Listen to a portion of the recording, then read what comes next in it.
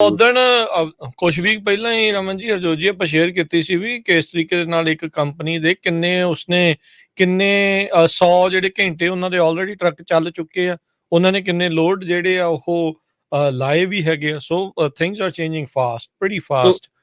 ਸੋ ਇਹ ਵੀ ਆ ਵੀ ਜਿਸ ਤਰ੍ਹਾਂ ਟੋਨੀ ਹੁਣੀ ਦੱਸ ਕੇ ਗਏ ਆ, ਇੱਥੇ ਮੈਂ ਇੱਕ ਰੀਅਲ ਸਟੇਟ ਬ੍ਰੋਕਰ ਨੂੰ ਜਾਣਦਾ ਜਿਹੜਾ ਕੈਲੀਫੋਰਨੀਆ ਦਾ ਸਭ ਤੋਂ ਵੱਡਾ ਹੈਗਾ ਗੈਸ ਸਟੇਸ਼ਨ ਸੈਲ ਕਰਦਾ। ਤੇ ਮੈਂ ਕਿਹਾ ਵੀ ਗੈਸ ਸਟੇਸ਼ਨਾਂ ਦਾ ਕੰਮ ਤਾਂ ਡੈਡ ਹੀ ਹੋਣ ਵਾਲਾ। ਕਹਿੰਦਾ ਡੈਡ, ਕਹਿੰਦਾ ਇੱਕ ਸੇਲ ਤੇ ਲੱਗਦਾ 25 ਪੰਜਾਬੀਆਂ ਦੀ ਕਹਿੰਦਾ ਲਾਈਨ ਲੱਗੀ ਹੁੰਦੀ ਪਿੱਛੇ ਵੀ ਮੈਨੂੰ ਦਵਾ ਦੋ ਮੈਨੂੰ ਦਵਾ ਦੋ। ਅੱਛਾ, ਉਹ ਗੋਰਾ ਆ ਤੇ ਉਹ ਦੱਸਦਾ ਸੀ ਕਹਿੰਦਾ ਵੀ 25 ਜਣੇ ਪਿੱਛੇ ਲਾਈਨ 'ਚ ਲੱਗੇ ਹੁੰਦੇ ਆ ਵੀ ਆਪਾਂ ਲੈਣਾ ਦੱਸੋ। ਜੀ ਜੀ ਜੀ ਇਹ ਗੱਲ ਤਾਂ ਬਿਲਕੁਲ ਆਪਾਂ ਜਿਹੜੀ ਗੱਲ ਸ਼ੁਰੂ ਤੋਂ ਕਰਦੇ ਆ ਰਹੇ ਹਾਂ, ਚਲੋ ਮੈਂ ਆਪਣੇ ਕਾਲਰ ਦੀ ਜਿਹੜੀ ਗੱਲ ਹੈ ਉੱਤੇ ਉਹਦੇ ਨਾਲ ਵੀ ਸਹਿਮਤ ਹੈਗਾ, ਪਰ ਅਲਟੀਮੇਟਲੀ ਜਿਹੜੀ ਟਰੱਕਿੰਗ ਇੰਡਸਟਰੀ ਹੈਗੀ ਹੈ ਜੀ $800 ਬਿਲੀਅਨ ਤੋਂ ਵੱਡੀ ਇੰਡਸਟਰੀ ਹੈਗੀ ਆ। ਇੰਨੀ ਜਲਦੀ ਇਹ ਖਤਮ ਨਹੀਂ ਹੋਣ ਵਾਲੀ ਹੈਗੀ। ਆਪਾਂ ਇਹ ਨਹੀਂ ਕਹਿ ਸਕਦੇ ਕਿ ਇੰਡਸਟਰੀ ਖਤਮ ਹੋਣ ਵਾਲੀ ਆ, ਪਰ ਜੇ ਤੁਸੀਂ ਇਹਦੇ ਵਿੱਚ ਬਿਨਾਂ ਤਜਰਬੇ ਤੋਂ ਆਏ ਆ ਨਾ, ਤੇ ਤੁਹਾਨੂੰ ਅੱਜ ਹੁਣ ਮੌਕਾ ਤੁਹਾਡੇ ਕੋਲ ਇੱਕ ਵਾਰੀ ਫਿਰ ਦੁਬਾਰਾ ਸੋਚਣ ਦਾ ਕਿ ਜੇ ਤੁਸੀਂ ਬਿਨਾਂ ਤਜਰਬੇ ਤੋਂ ਇਸ ਇੰਡਸਟਰੀ 'ਚ ਆ ਗਏ ਆ ਤੇ ਤੁਸੀਂ ਸਾਲ 2 ਸਾਲ ਚਲਾ ਲਿਆ ਆ, ਤੇ ਤੁਸੀਂ ਮੇਰੇ ਖਿਆਲ ਦੇ ਵਿੱਚ ਇਸ ਵੇਲੇ ਸੋਚੋ ਕਿ ਤੁਹਾਨੂੰ ਇਸ ਇੰਡਸਟਰੀ 'ਚ ਰਹਿਣਾ ਚਾਹੀਦਾ ਕਿ ਨਹੀਂ ਰਹਿਣਾ ਚਾਹੀਦਾ। ਜਿਹੜੇ ਪੁਰਾਣੇ ਬੈਠੇ ਹੈਗੇ ਆ ਲੋਕੀ, ਜਿਹੜੇ ਪੁਰਾਣੇ ਚੱਲ ਰਹੇ ਹੈਗੇ ਆ, ਓਨਰ ਆਪਰੇਟਰ ਹੈਗੇ ਆ, ਕੰਪਨੀਜ਼ ਹੈਗੀਆਂ, ਉਹ ਸਟੇਜ ਕਰਨਗੀਆਂ, ਉਹ ਇੱਦਾਂ ਹੀ ਰਹਿਣਗੀਆਂ ਕਿਉਂਕਿ ਉਹਨਾਂ ਦਾ ਜਿਹੜਾ ਕੰਮ ਹੈਗਾ ਉਹ ਸਟੇਬਲ ਹੈਗਾ ਜਾਂ ਉਹ ਕਰ ਰਹੇ ਹੈਗੇ ਆ। ਸੋ ਪਰ ਜਿਹੜਾ ਹੈਗਾ ਇਸ ਵੇਲੇ ਜਿਹੜਾ ਨਿਊ ਕਮਰ ਹੈਗਾ, ਜਿਹੜਾ ਮੈਂ ਕਹੂੰਗਾ ਪਿਛਲੇ 5 ਸਾਲਾਂ ਦੇ ਵਿੱਚ ਜਿਹੜਾ ਇੰਡਸਟਰੀ ਦੇ ਵਿੱਚ ਆਇਆ ਹੈਗਾ, ਉਹਦੇ ਲਈ ਇਹ ਸੋਚਣ ਦਾ ਟਾਈਮ ਹੈਗਾ। ਔਰ ਉਹਨਾਂ ਨੂੰ ਸ਼ਾਇਦ ਆਪ ਨੂੰ ਵੀ ਪਤਾ ਹੋਏਗਾ ਇਸ ਵੇਲੇ ਕਿ ਇਹ this is the time to think about it ਕਿ ਇੱਥੇ ਇਸ ਇੰਡਸਟਰੀ 'ਚ ਰਹਿਣਾ ਹੈ ਜਾਂ ਇਸ ਇੰਡਸਟਰੀ 'ਚੋਂ ਬਾਹਰ ਜਾਣਾ ਹੈ।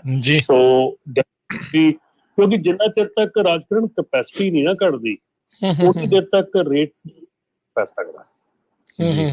ਅਸੀਂ ਜਿੰਨਾ ਮਰਜ਼ੀ ਸੋਚ ਲਈਏ, ਅਸੀਂ ਜਿੰਨੇ ਮਰਜ਼ੀ ਅਸੀਂ ਇਹਦੇ ਬਾਰੇ 'ਚ ਗੱਲ ਕਰ ਲਈਏ, ਪ੍ਰੋਟੈਸਟ ਕਰ ਲਈਏ, ਸਟ੍ਰਾਈਕ ਕਰ ਲਈਏ, ਕੁਛ ਕਰ ਲਈਏ, ਜਿੰਨੀ ਦੇਰ ਤੱਕ ਕੈਪੈਸਿਟੀ ਨਹੀਂ ਘਟਦੀ ਉਨੀ ਦੇਰ ਤੱਕ ਤੁਹਾਡੀ ਜਿਹੜੀ ਆ ਡਿਮਾਂਡ ਨਹੀਂ ਵਧਣੀ, ਡਿਮਾਂਡ ਨਹੀਂ ਵਧਣੀ ਤਾਂ ਰੇਟ ਨਹੀਂ ਵਧਣੀ। ਸੋ ਬਿਲਕੁਲ ਐਕਸਪੈਂਸਿਸ ਦੀ ਗੱਲ ਕਰਦੇ ਜਾਈਏ ਤੇ ਗੁਰਵਿੰਦਰ ਸਿੰਘ ਸੰਘਾ ਉਹ ਫੇਸਬੁੱਕ ਤੇ ਦੱਸਦੇ ਆ ਵੀ ਜਿਹੜਾ ਟਰੱਕ ਸਰਵਿਸ 2011 'ਚ $250 ਦੀ ਸੀ, ਹੁਣ $550 ਦੇ ਕਰੀਬ ਹੈ। ਆਇਲ ਚੇਂਜ ਦੇ ਉੱਤੇ ਕਹਿੰਦੇ ਆ। ਸੋ ਹੁਣ ਤੁਸੀਂ ਦੇਖੋ ਵੀ ਸਭ ਕੁਝ ਮਹਿੰਗਾ ਹੋ ਗਿਆ। ਹੁਣ ਦੱਸੀ ਆ ਵੀ 12 ਵਾਲੀ ਬੋਤਲ 22 ਦੀ ਜਿਹੜੀ ਉਹ ਹੋ ਗਈ ਹੈ ਤੇ ਹੋਰ ਕਈ ਚੀਜ਼ਾਂ ਚੇਂਜ ਹੋ ਰਹੀਆਂ। ਅਮਰੀਕ ਜੀ ਜੁੜੇ ਨੇ, ਸਤਿ ਸ਼੍ਰੀ ਅਕਾਲ। ਸਤਿ ਸ਼੍ਰੀ ਅਕਾਲ ਜੀ। ਸਤਿ ਸ਼੍ਰੀ ਅਕਾਲ। ਸਤਿ ਸ਼੍ਰੀ ਅਕਾਲ ਜੀ। ਭਾਜੀ ਅੱਜ ਦੀ ਜਿਹੜੀ ਆਪਰੇਟਿੰਗ ਕਾਸਟ ਕਹਿ ਲਓ ਜਾਂ ਜੋ ਮਾਰਕੀਟ ਪੋਜੀਸ਼ਨ ਆ, ਉਹਦੇ ਵਿੱਚ ਇੱਕ ਓਨਰ ਆਪਰੇਟਰ ਜਿਹਦਾ ਪੇਡ ਆਫ ਟਰੱਕ ਟ੍ਰੇਲਰ ਹੈਗਾ ਉਹ ਆਪਰੇਟ ਕਰ ਰਿਹਾ, ਤੇ ਉਹ ਸਾਰੇ ਐਕਸਪੈਂਸਿਸ ਕੱਢਣ ਦੇ ਬਾਅਦ ਉਹਦੀ ਜਿਹੜੀ ਟੇਕ ਹੋਮ ਆ ਉਹ ਖਾਲੀ ਉਹਨੂੰ ਡਰਾਈਵਰ ਪੇ ਬਚ ਰਹੀ ਆ। ਤੇ ਮੈਨੂੰ ਇਹ ਸਮਝ ਨਹੀਂ ਆਉਂਦਾ ਕਿ ਜਿਨ੍ਹਾਂ ਦੀ ਪੇਮੈਂਟਾਂ ਆ ਜਾਂ ਜਿਨ੍ਹਾਂ ਨੇ ਡਰਾਈਵਰ ਰੱਖ ਕੇ ਚਲਾਉਣ ਡਏ ਆ, ਜੇ ਤਾਂ ਬਈ ਪੁਰਾਣੇ ਕਾਂਟਰੈਕਟ ਹੈਗੇ ਆ, ਉਹਨਾਂ ਦੇ ਚੰਗੇ ਰੇਟ ਪਹਿਲਾਂ ਤੋਂ ਮਿਲ ਰਹੇ ਆ, ਉਹ ਵੀ ਪ੍ਰੈਡਿਕਟਡ ਨਹੀਂ ਆ ਕਿ ਗਾਹਾਂ ਮਿਲਦੇ ਰਹੂਗੇ। ਜਦ ਕਾਂਟਰੈਕਟ ਰੀਨਿਊ ਹੋਣਾ ਪਏ ਉਹ ਰੇਟ ਥੱਲੇ ਚਲੇ ਜਾਣੇ। ਹਾਂਜੀ ਹਾਂ, ਤੇ ਉਹਨਾਂ ਚੋਂ ਜੇ ਕੋਈ ਵੀਰ ਸੁਣਦਾ ਤਾਂ ਉਹ ਦੱਸੇ ਕਿ ਉਹ ਇਸ ਟਾਈਮ ਆਪਰੇਟ ਕਿਸ ਤਰੀਕੇ ਨਾਲ ਕਰ ਰਹੇ, ਤਾਂ ਕਿ ਦੂਜਿਆਂ ਨੂੰ ਵੀ ਪਤਾ ਚੱਲੇ ਕਿ ਹਾਂ ਵੀ is there a way out or there is no way out. ਜੀ ਜੀ ਬਿਲਕੁਲ। ਸੋ ਜੀ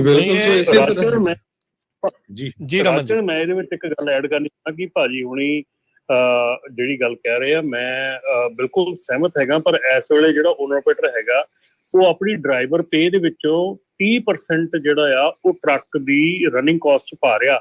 ਇਸ ਦਾ ਮਤਲਬ ਇਹ ਆ ਕਿ ਜਿਹੜਾ ਓਨਰ ਆਪਰੇਟਰ ਹੈ ਉਹ ਸਿਰਫ ਆਪਣੀ ਡਰਾਈਵਰ ਦੀ ਤਨਖਾਹ ਵੀ ਨਹੀਂ ਲੈ ਕੇ ਜਾ ਰਿਹਾ, ਅੱਧੀ ਲੈ ਕੇ ਜਾ ਰਿਹਾ ਆਪਣਾ। ਹਾਂ, the truckingcalculator.com ਤੇ ਜਾ ਕੇ ਤੁਸੀਂ ਕੈਲਕੂਲੇਟ ਕਰ ਸਕਦੇ ਆ ਔਰ ਦੇਖ ਸਕਦੇ ਆ ਕਿ ਤੁਸੀਂ ਕਿੰਨਾ ਉੱਤੇ ਕਮਾ ਰਹੇ।